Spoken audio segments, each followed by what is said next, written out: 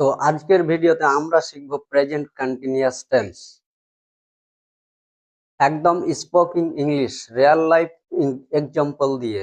তো চলো তাহলে আমরা দেখি। এই তিনটা জিনিস খুবই জরুরি, কিন্তু তার আগে আমাদের জানতে হবে প্রেজেন্ট কন্টিনিউয়াস টেন্সটা কি। বর্তমানে এখন চলছে কোনো কাজ বোঝায়, এটাকে প্রেজেন্ট কন্টিনিউয়াস টেন্স বলে। তাহলে বর্তমানে এখন কোনো কাজ চলছে, রানিং, একদম এখন চলছে, এটাকেই প্রেজেন্ট কন্টিনিউয়াস টেন্স বলে। এই কন্টিনিউয়াস টেন্সকে গঠন করতে গেলে তিনটা জিনিস খুবই জরুরি। সেটা কি? এক নাম্বার হচ্ছে সাবজেক্ট, দুই number auxiliary verb am is are, আর তিন নাম্বার হচ্ছে ভার্বের সাথে আইএনজি যোগ করতে হয়। তাহলে কি কি লাগে দেখো। প্রথমে হচ্ছে সাবজেক্ট, তারপরে হচ্ছে auxiliary verb am is are, am is আর,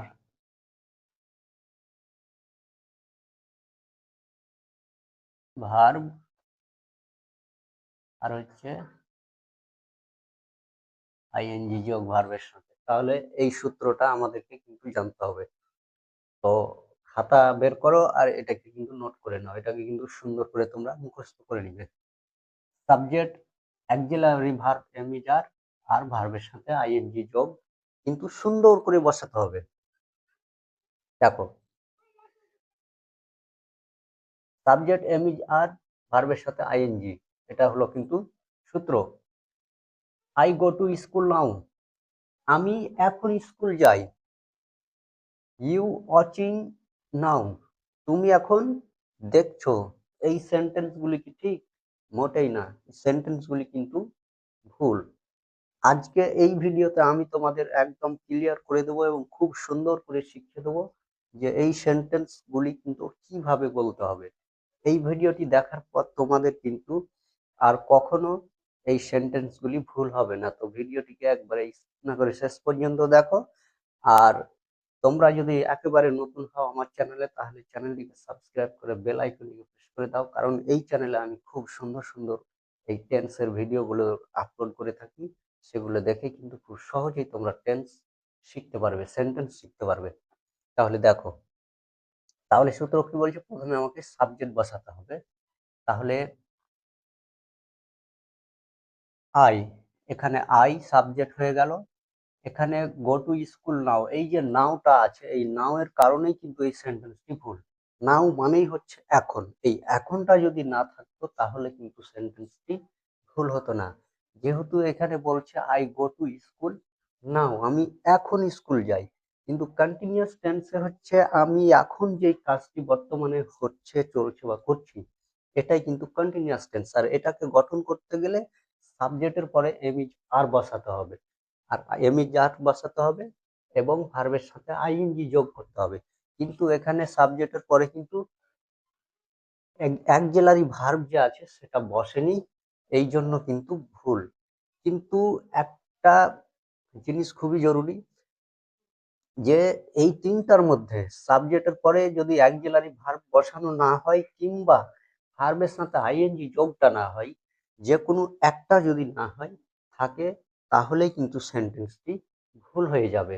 এটা আমাদের মাথায় রাখতে হবে, এটা খুবই জরুরি যে সাবজেক্টের পরে অক্সিলারি ভার্ব আর ভার্বের সাথে আইএনজি যোগ যদি না হয় তাহলেই কিন্তু সেন্টেন্সটি ভুল হয়ে যাবে।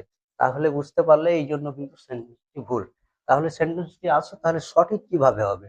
সঠিক হচ্ছে আই এম, আই এম, এখানে আছে কি ভার্ব গো, তাহলে আই এর পরে অক্সিলারি ভার্ব আর গো এর সাথে কি বলছে আইএনজি যোগ করতে হবে, তাহলে গো। তাহলে কি হলো? Going to school, to, going to school now, right? এটা হলো একদম সঠিক। I am going to school now, আমি এখন স্কুল যাচ্ছি, এই যে বর্তমানে কাজটি আমি করছি, এটাই হচ্ছে প্রেজেন্ট কন্টিনিউয়াস টেন্স। তাহলে এখানে বলছে you watching now, you watching now, তাহলে এখানে কিন্তু ওয়াচিং আছে, আইএনজি যোগ আছে, কিন্তু এখানে অ্যাক্সিলারি ভার্বটা নেই, এই জন্য এই সেন্টেন্সটাও কিন্তু ভুল। তাহলে এখানে বসাতে হবে you are auxiliary verb, you are watching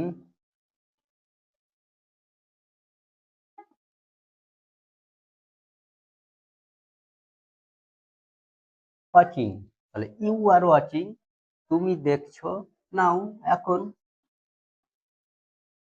তাহলে ইউ আর ওয়াচিং নাও, তুমি এখন দেখছো।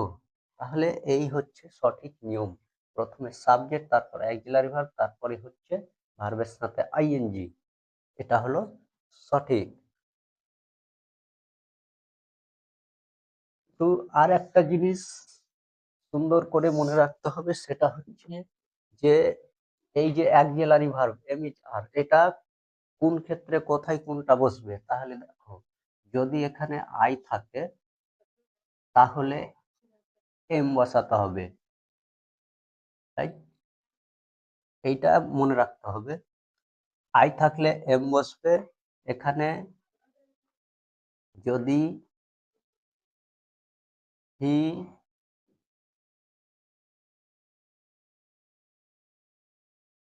সি এবং ইট,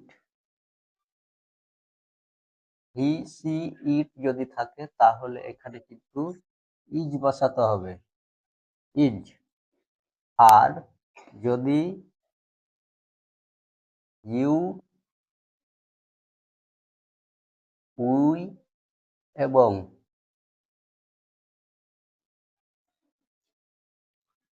দে থাকে তাহলে কিন্তু এখানে আর বসবে, আর। তাহলে সবচাইতে ইম্পর্টেন্ট হচ্ছে এই সূত্রটা একদম মুখস্থ করতে হবে। তাহলে সুন্দর করে লিখে নাও যে প্রেজেন্ট কন্টিনিউয়াস এর সূত্রটা কি। প্রথমে সাবজেক্ট, তারপরে অ্যাক্সিলারি ভার্ব, তারপর মেন ভার্বের সাথে আইএনজি যোগ করে দিতে হবে, তারপরে হবে কি আদার্স ওয়ার্ড যেগুলো আছে সেগুলো। তাহলে এই সূত্রটা তোমরা নোট করে নাও এবং এটাকে সুন্দর করে মুখস্থ করে নিবে। দ্বিতীয় হচ্ছে কি, যে এই এম ইজ আরটা কোথায় বসে, তাহলে আই থাকলে এম বসবে, আই এম, তাহলে হবে কি আই এম, আই এম,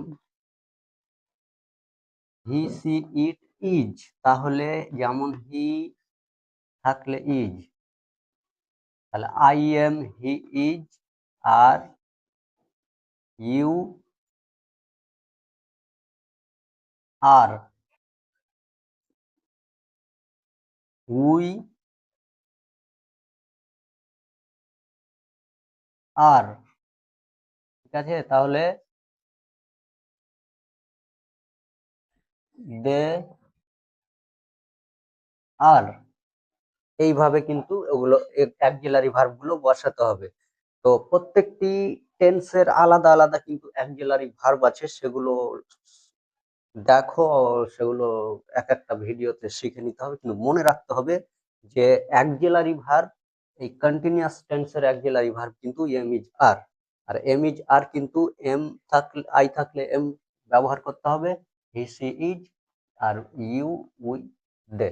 যেমন আই এম, আমি কোনো কাজ করছি, আই এম বসাবো, he is, you R, we are এবং দে আর। তাহলে এতটুক আমাদেরকে কিন্তু মনে রাখতে হবে, এতটুকু খাতায় নোট করে নাও, এতটুকু কিন্তু সুন্দর করে মুখস্থ করে নিবে এবং এতটুকুর উপরে কিন্তু তোমরা প্র্যাকটিস করবে, তাহলেই শিখে যাবে। তাহলে আজকে হচ্ছে কন্টিনিউয়াস টেন্সের পার্ট এটা অন, টুয়ে আমরা শিখবো যে এম এজ আর কে ব্যবহার করে আমরা নিজেরা নিজেদের কিভাবে পরিচয় দেব, এবং আমরা নিজেরা নিজেদের কিভাবে পরিচয় দেবো এবং নিজেরা আমাদের শারীরিক অবস্থা কিভাবে বোঝাবো। এই সেন্টেন্স গুলি কিন্তু আমরা খুবই ব্যবহার করে থাকি, কিন্তু আমরা জানি না এগুলো কিভাবে ইংলিশে বলতে হয়। তাহলে তোমরা যদি এইগুলো শিখতে চাও তাহলে কিন্তু চ্যানেলটিকে সাবস্ক্রাইব করে রাখো। Thanks for watching.